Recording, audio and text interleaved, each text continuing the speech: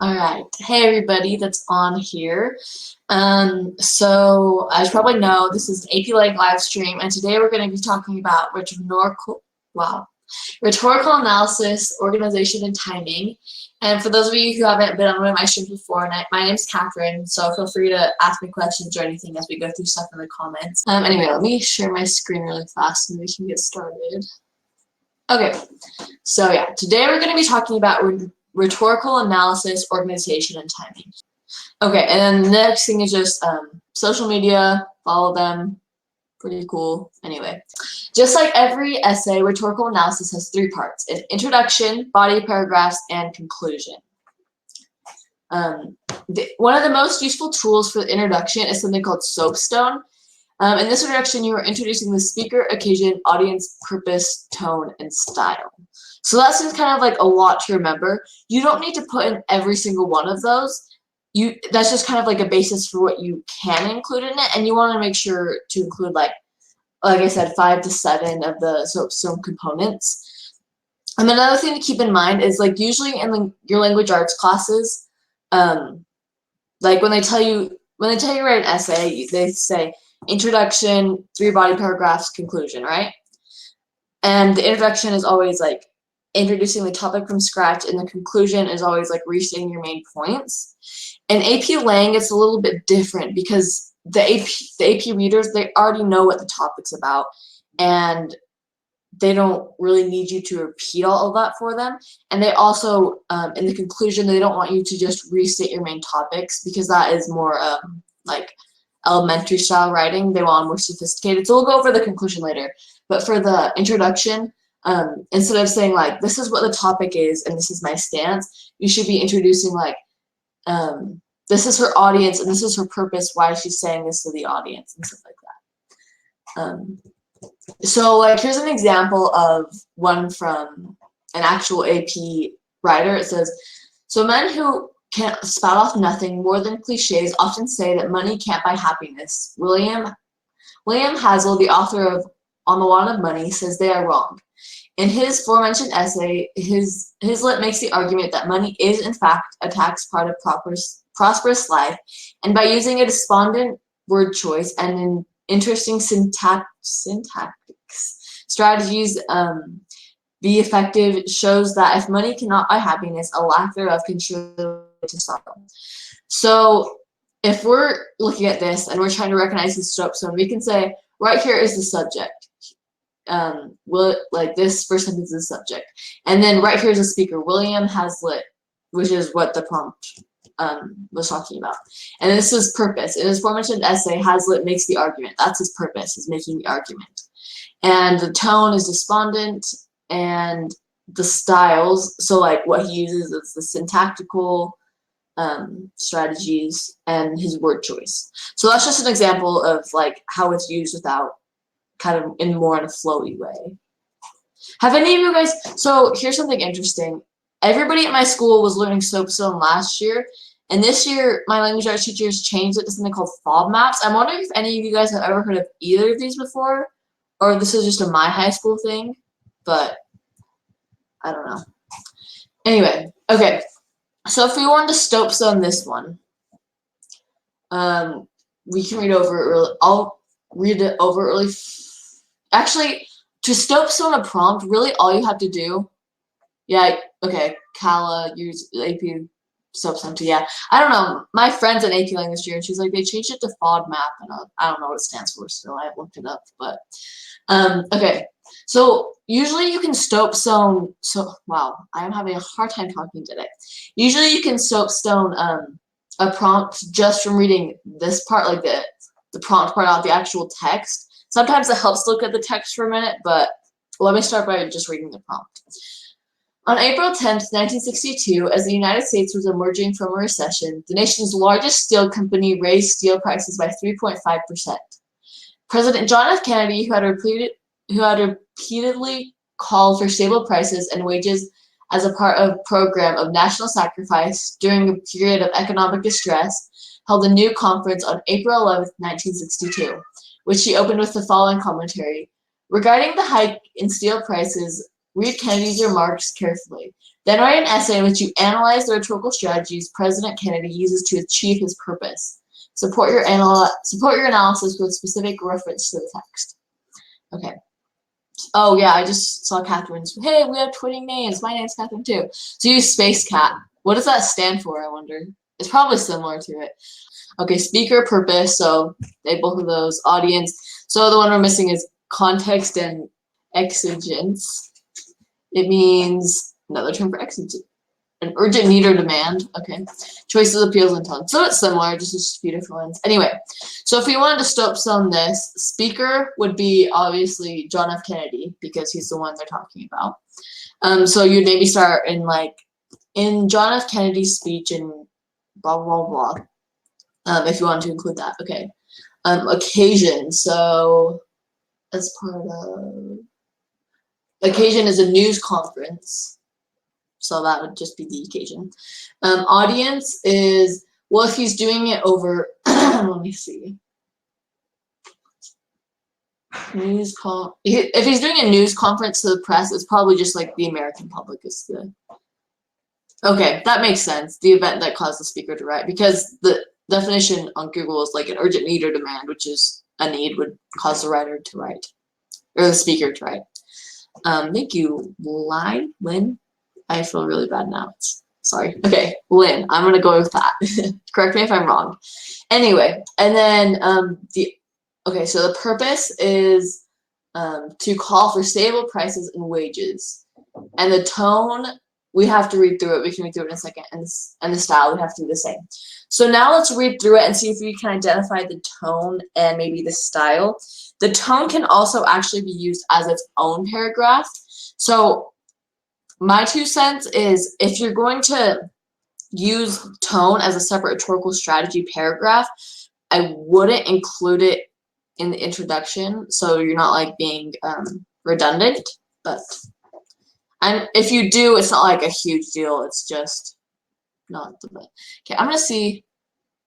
I don't know how to do this.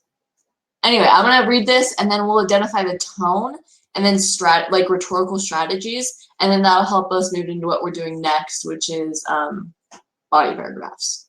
But I'm going to read this first just so we can get an idea of what it's about. Simultaneous and identical actions of the United States Steel and other leading steel corporations increasing steel prices by the same $6 a ton constitute a wholly unjustifiable and irresponsible defiance of the public interest. So obviously this paragraph so far, it's what's the word when you criticize someone, but there's a better word for it. It's it's critical. It could be a critical tone. I'm thinking of another word, but I can't think of it right now. It's gonna bug me, but so far the tone's pretty critical.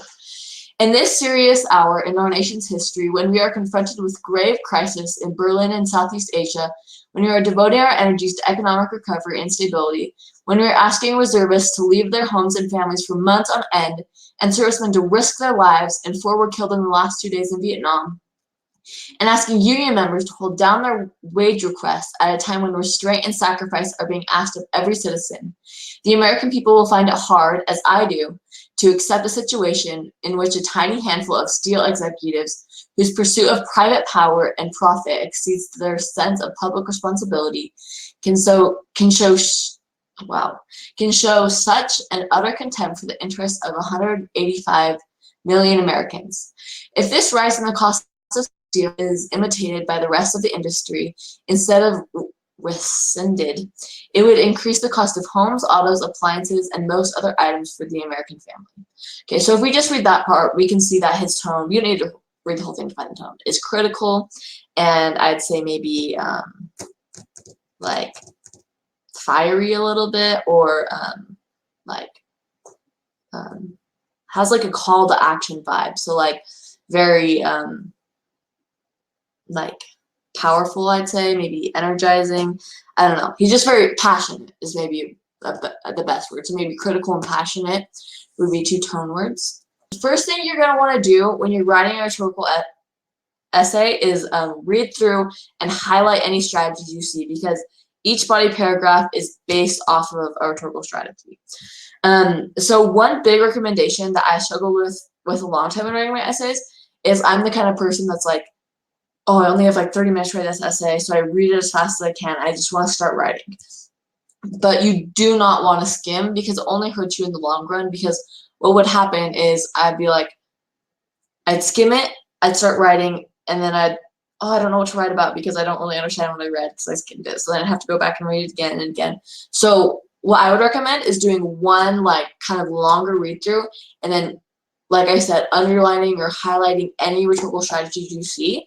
Because even if you see like 4 or 5, I do all of them. Don't just do the first 3, because then you can choose the ones that are most obvious or that you can write the best about. And if you need to review strategy names, which I had another video which you can watch the replay of, where I went over like different names of rhetorical strategies like analogy, metaphor, colloquialism, everything you can think of.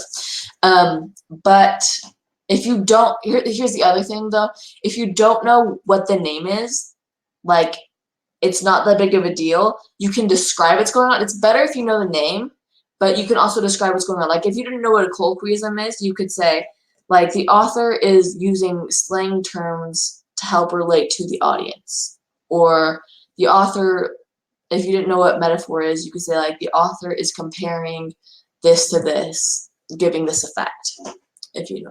So I would study the rhetorical terms, but I wouldn't stress if you're in an essay and you don't know what it's called. Just try to describe it the best you can. Okay. So let's identify some strategies in this prompt.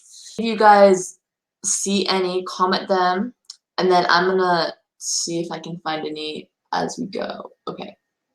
So right here, it's kind of using an emotional appeal because it's saying, well, Ford were killed in the last 2 days of Vietnam. So it's bringing up this very political and like economic problem, but then it's bringing in human lives and death and that kind of stuff. So you could say it has an emotional appeal because it's saying like this is causing like fathers and brothers and stuff to die and stuff. Or it can also be used as just, you can put it as like a passionate tone. That can be another what am I trying to say, body paragraph. So you can even do like emotional appeal, passionate tone. And these are the most obvious ones that I'm pointing out, and these are ones you can fall back on. So you read a rhetorical, this actually happened to me during the actual test, and I still got a 4 on it, so I feel pretty okay about it. But like I read the rhetorical thing and I'm like, I have no idea. Like I don't know what rhetorical terms are in here. I cannot find any. So one you can always lay back on is tone, because the author will always have a tone, even if that tone is like bored, even if that tone is like informative. There's always going to be a tone. So that's a good one to fall back on. And then appeals, those are good to fall back on too, because usually the author will either appeal to them emotionally, logically, or like credibly, which is like ethos, pathos, and logos, which I went over in my other video. So those are 2 you can fall back on. But if we're looking for the less obvious ones, let's see. I was going to say historical allusion just because I was reading like about stuff that happened in the past, but I guess like when that was written, that was actually happening. So that wouldn't be historical. You could talk about like this, wow, I can talk. This for a historical allusion because it's talking about like crises that has happened in the past, maybe. Do any of you guys have any other ideas for strategies that you found in this one? This one's kind of a rough one to find strategies in, which is why I went for the obvious ones first. It's easier to find strategies in ones that aren't really like economical, I guess. Okay, we'll go to the next one if none of you. Okay, so for your conclusion, you want to include the big idea. So like, why is this prompt important today? How does it relate? In other language arts classes, how did they have you write your conclusion? And that's like an actual question. Like, go ahead and comment your answers. Like, before you went to AP Lang, what did they say to do in your conclusion? Because so personally in my language arts classes, like ever since like 1st grade, when you first started writing essays, I was always told you restate your thesis and your 3 main points, and you like, it's just kind of like a summary of what you've already said. And that's how it's always written conclusions. And I started doing that in AP Lang, and it just was not okay. So in AP Lang, they don't want you to just restate that stuff because they already read that. They already know what your thesis is. They already know what your main points are. They want you to, like, why does this matter? Why do we care?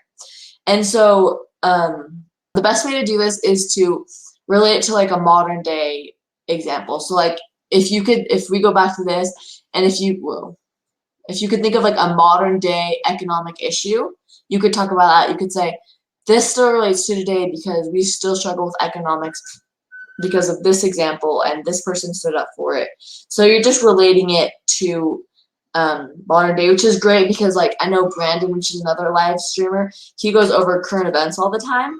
So if you guys wanted to tune into those will help you write your conclusions. And this is not just for rhetorical, this is for argument and synthesis as well. So that will be helpful. Okay. So big idea, conclusion, I kind of went over that for you. And then tips and tricks, when in doubt, use tone, mark it up as you read, and look at SOAPSTone. So those are the 3 biggest takeaways I want you to take away from this is, yeah, mark it up as you read and don't skim. Use tone or like emotional, logical, credible appeals if you just like are in a rut. And I kind of was in a rut earlier today, like even just reading the last one, I was like, there's not that many things in here. That's why I fell back on those ones. And I kind of did that on purpose just to show you an example of that. And look at SOAPSTone for your introduction.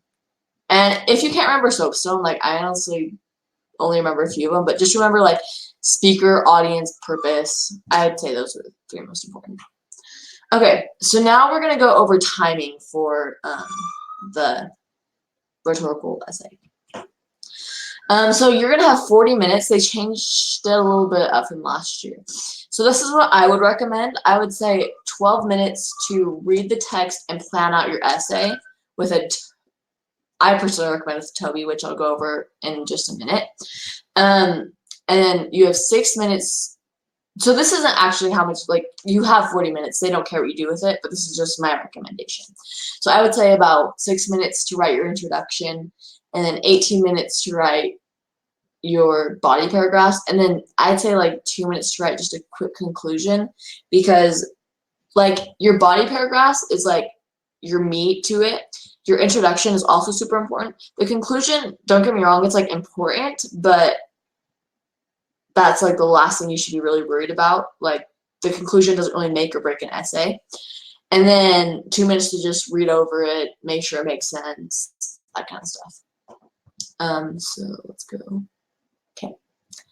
So outlining an immersed reading. I had to repeat myself, but outlining an immersed reading, which is not skimming and getting past the prompt as fast as you can, will save you a lot of time. And I'm going to do a quick review of essay outlining. So if you saw my first live stream on this, feel free to like skip this part or not pay attention. But this is a helpful reminder if you missed that one. I just want to go over this because 12 minutes for read the text and plan your essay. People have different actions. Some people are like, 12 minutes to plan my entire essay, like that's not going to work. That's way too short. But then some people are like what? How do I even plan an essay? That's like, I don't even do that. Which I was in that boat at first. I just like started writing. But the reason you want to plan your essay is because you get to a point and you start writing and it's in pen on the AP test, and then you're like I don't really know if this is like the argument I want to take, so I can't think of any more evidence, and then you're kind of screwed. But okay, so TOBI is how I like to outline. That's like my outlining rule. So it stands for thesis, outline, and then big idea, which we kind of went over a little bit, I guess. And this also works for all essay types, not just rhetorical. So just an example of this, in 1891, Irish author Oscar Wilde observed, disobedience in the eye of anyone who has read history is man's original virtue. It is through disobedience that progress has been made, through disobedience and through rebellion. Wilde claims that disobedience is a valuable human trait and it promotes social progress. Write an essay that argues your position on the extent to which Wilde's claims are valid. Use appropriate examples from your reading, experience, or observation to support your argument. Okay, so if you go, like, here's an example of what I would TOBI for this one. So I have 12 minutes. Oh wait, no, this isn't rhetorical, this is argument. So if that was rhetorical, I would have 12 minutes to read the prompt, which would be a lot longer. But then this is how I TOBI it. So thesis, outline, big idea. So for my thesis, which is the main, like the meat of the introduction, I would put something like, there's a fine line between productive and beneficial disobedience and reckless and destructive disobedience. It can be either a great tool or a destructive weapon. So for your thesis, for your TOBI, you just write a quick 1 or 2 sentence. You're not writing your whole introduction. I wrote introduction up there just to show that like it's your kind of like your focus of your introduction, but it's not like your whole introduction. So you just write 1 or 2 sentences, and then for your outline, I put 3 pieces of evidence, or for rhetorical, you do 3 rhetorical strategies. And I wrote a little bit more in mine, so I wrote like civil disobedience, and I put like examples. When you're writing your outline, you can just put like, I could put civil disobedience, Fahrenheit 151, criminals. Or if I was doing rhetorical analysis, I could put metaphor, analysis, analogy, tone. But what I would recommend is sometimes like I'll write that down and then I'll go back and be like, oh, where did I find that metaphor again? Like, I know I saw it. So that's why I recommend underlining it and maybe writing to the side, like right here, I put like analogy, line 3, just so you have a reference when you're writing it. And then big idea is your conclusion. So just like how it relates to today. So like for this, I'd put today disobedience goes on for right and wrong reasons. For example, like protests. And a modern day example of that would be like Black Lives Matter. But disobedience to laws or societal morals, like a modern day problem, is sex trafficking. So other tips is, it's a good idea to make the TOBI about the size of your hand. So people, like all my other students, have asked me like, how big should it be? So like if I take this paper and I put my hand there, that's how big the TOBI should take up ish. It take like, don't be like writing a little hand turkey on your AP Lang paper and like making sure it's just that size. But I'm just saying, if it goes much bigger than that, then you're probably writing too much, which means you're probably spending too much time on it.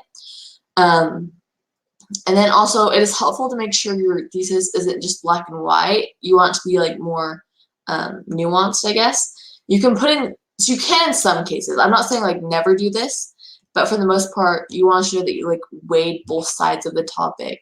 So kind of not saying, don't make any like super blanket statements, like for like the example for the last one, don't be like disobedience is bad or disobedience is good, unless you really think you can like totally support that.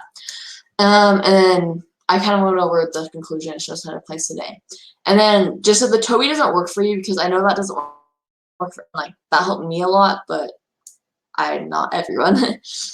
But if that doesn't work for you, I would strongly recommend finding something similar or just any way to outline your essay that works for you, because if you don't have direction, like this is what happened to me when I was writing a practice essay, which was graded, so it kind of hurt my grade a little bit. But I was writing, and it was an argument essay, so I thought, like, okay, I'm going to argue for it. So I didn't outline or anything. I just started writing. I got to the 3rd paragraph. I'm like, I don't have any more pieces of evidence to argue for this, but I do have 3 pieces of evidence to argue against it.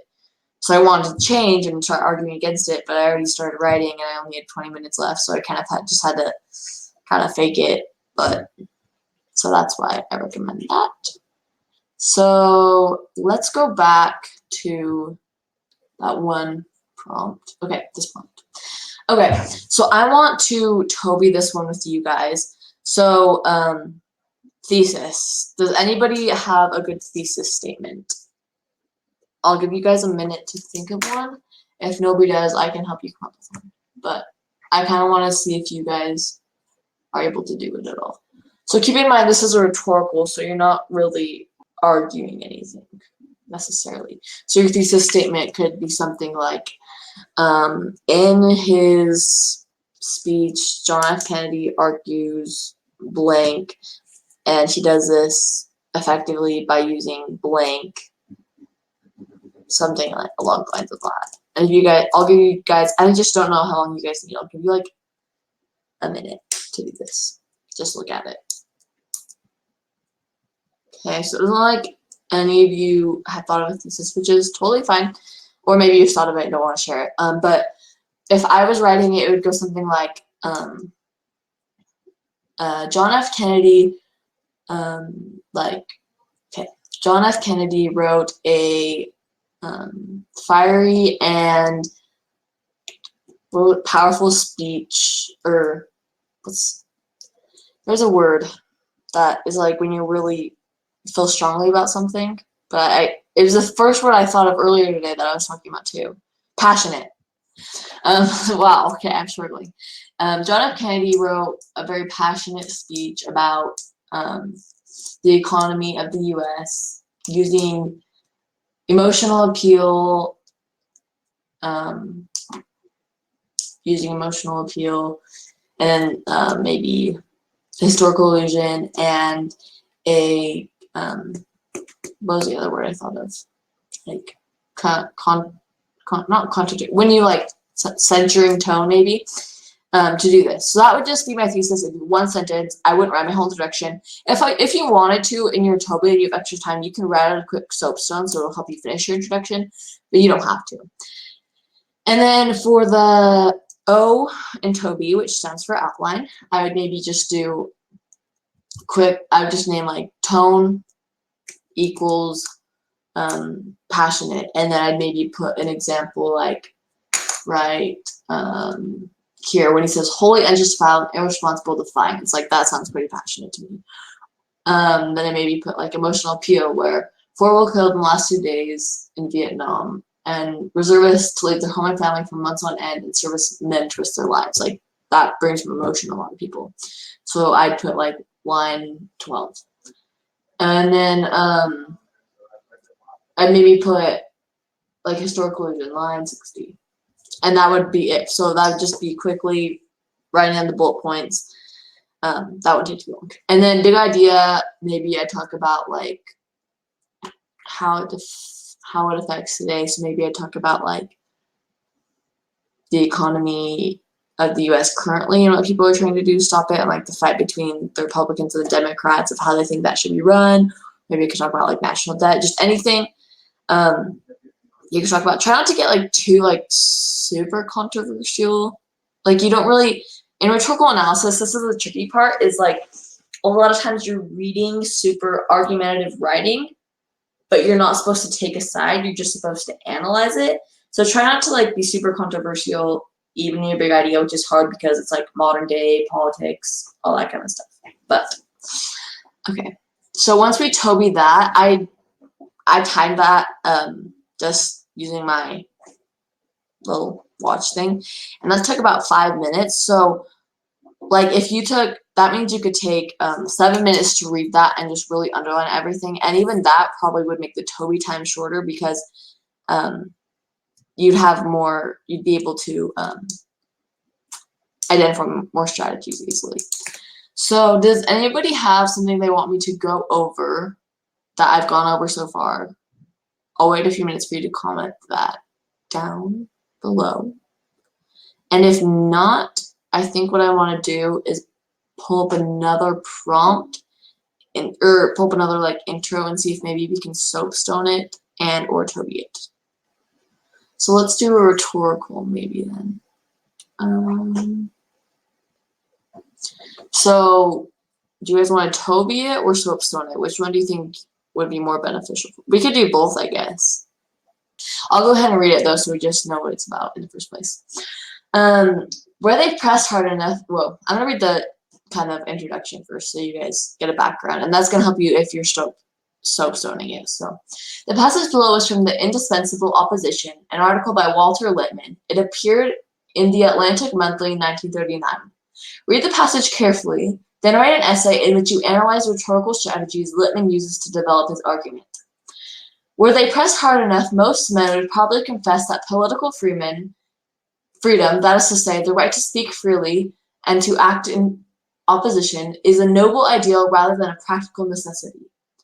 As the case for freedom and generally put to today, the argument lends itself to the feeling it is made to appear, whereas each man claims his freedom as a matter of right, and freedom as he accords defense of the freedom of opinion tends to move not in a substantial, beneficial, and indispensable consequences, but on a somewhat eccentric, a rather vaguely benevolent attachment to an abstraction. It is all very well to say with Voltaire, I wholly disapprove of what you say, but will defend to death your right to say it. But as a matter of fact, most men will not defend to death the right of other men. If they disapprove sufficiently what other men say, they will somehow suppress men if they can.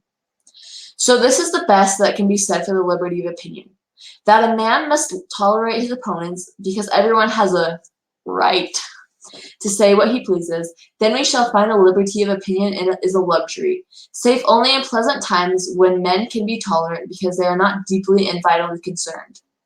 Yet actually, as a matter of historic fact, there is a much stronger foundation for the great constitutional right of freedom of speech. And as a matter of practical human experience, there is a much more compelling reason for cultivating the habits of free men. We take, it seems to me, a naively self-righteous view when we argue as if the rights of our opponents to speak were something that we protect because of our magnanimous, noble, and unselfish. The compelling reasons why, if liberty of opinion did not exist, we should have to invent it, why it will eventually have to be restored in all civilized countries where it is now suppressed, is that we must protect the right of our opponents to speak because we must hear what they have to say. We miss the whole point when we imagine that we tolerate the freedom of our political opponents as we tolerate a hollowing baby next door, as we put up with a blast from our neighbor's radio because we are too peaceable to give birth through it. If this were all there is to freedom of opinion, then we are too good-natured or too timed to do anything about our opposition, and our critics accept to let them talk. It would be difficult to say whether we are tolerant because we are, wow, he uses that word a lot, and I don't like it, magnanimous, or because we are lazy. But because we have strong principles or because we lack serious convictions, whether we have the hospitality of an inquiring mind or the indifference of an empty mind. And so if we truly wish to understand why freedom is necessary in all civilized society, we must begin by realizing that because freedom of discussion improves our own opinion, the liberties of other men are our own vital necessity. And so just one thing I want to point out before we jump right in is that I truly have no idea what this word means. And so this is something I did last year at AP Lang that helped me so much, like helped me a lot. It sounds monotonous, but once you do it, you'll see it helps you. But we did a lot of AP reading and like tough text, big books, weird articles. So when I found a word I didn't know, I'd go and I'd Google it and then I'd write it down. So that way if I ran into it later, even on the AP desk, I know what it's saying. So like magnesium. So we're gonna try caps lock. I don't remember a spell already. What is it? Magnanimous. Magnanimous.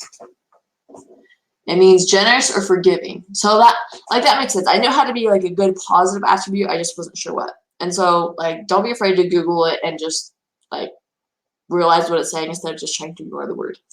Anyway, so for thesis, do you guys have any ideas for thesis? If you don't, that's fine. If you want to keep it to yourselves, but I'm sure you have good ideas. Anyway, so for my thesis, I put something like in 1939. So I'm just going to do my introduction. Then I'm going to pull out different things that I'm like the speaker, audience, all that stuff, just so you guys can see how I SOAPSTone my essays. In 1939, during World War II, patriotism was all the rage. America was the land of the free, the home of the brave, and a place of political freedom. However, in this article, Lippmann argues that political freedom is a noble ideal rather than a practical necessity. In a fiery and slightly sarcastic tone, he breaks down his argument that political freedom is a vaguely benevolent attachment to abstraction. This was his criticism of what he believed that free speech had become, but he also presents the argument that opposing opinions are equally important as someone's personal opinion, and it is important to hear them. So a few things I want to point out about this introduction.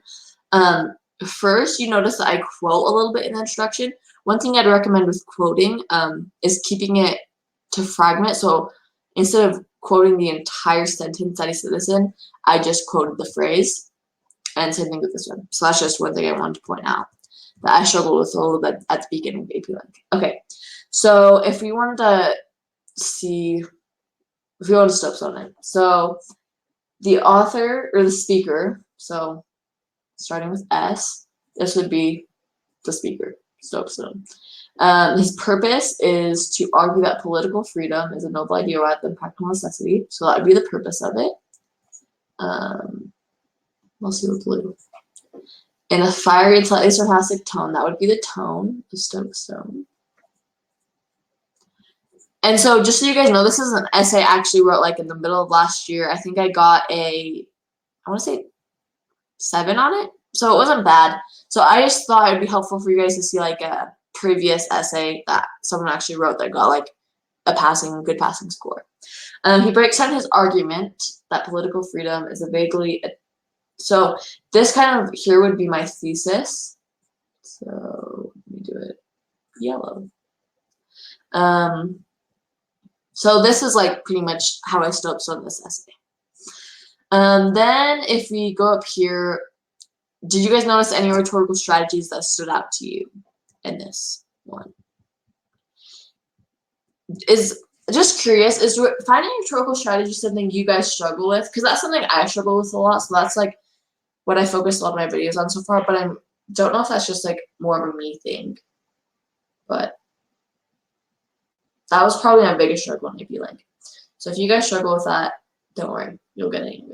But also, just think about this before the end of the video. But I want to get you guys' opinion on what other live streams you'd like to see done, because I'm working on my live stream for the next couple months, and I'm running out of ideas for lessons. And so I just want to know like what you guys struggle with and wonder with. And wow, the sun is not being nice to my face. I'm closing this. Oh wait, that's not the sun. That's literally my computer. I'm so dumb. Okay. So looks like nobody has rhetorical strategies that stood out to them. So I'll go ahead and tell you what I did for mine. So I did citing a popular. He created an illusion, a historical illusion. He cited a popular quote by Voltaire. It's not very well to say what Voltaire. I wholly disagree with what you say, but I will defend to death your right to say it. And if anybody has taken either world history or U.S. history, you know Voltaire. Like he's a great like Enlightenment thinker and stuff. And so he's referring to the past, and it's an illusion. For those of you who don't know, is just like referring to something that you're assuming everybody knows about. So like if I was to talk about, here's an example of illusion. Like if somebody came up to you and said, you better prepare now because it wasn't raining when Noah built his ark.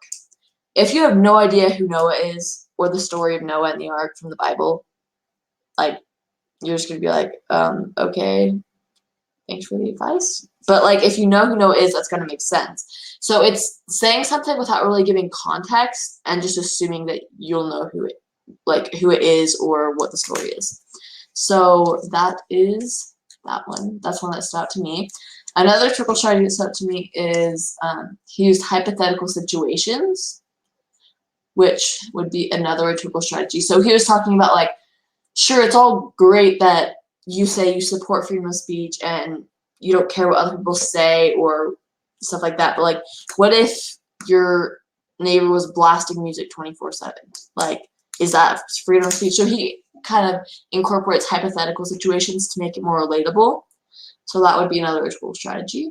And then ethos appeal, which he like uses patriotism and like that would actually be pathos. That's probably more pathos. Like to say like if you love your country, because that's something that like was really important when America was, well, I mean it's still important now obviously, but like when America was a younger country, like if you were not patriotic, that was very looked down upon. So that's why I put that in there. And then for my big idea, declining, what did it see?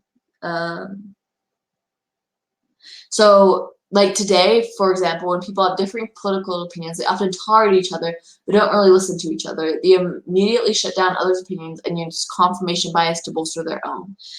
This is a prime example of how even today, instead of treating free speech as an important tool to hear others' opinions, we simply tolerate it.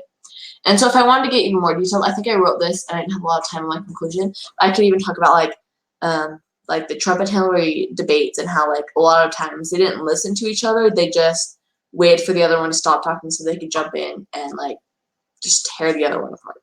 So That would be the big idea.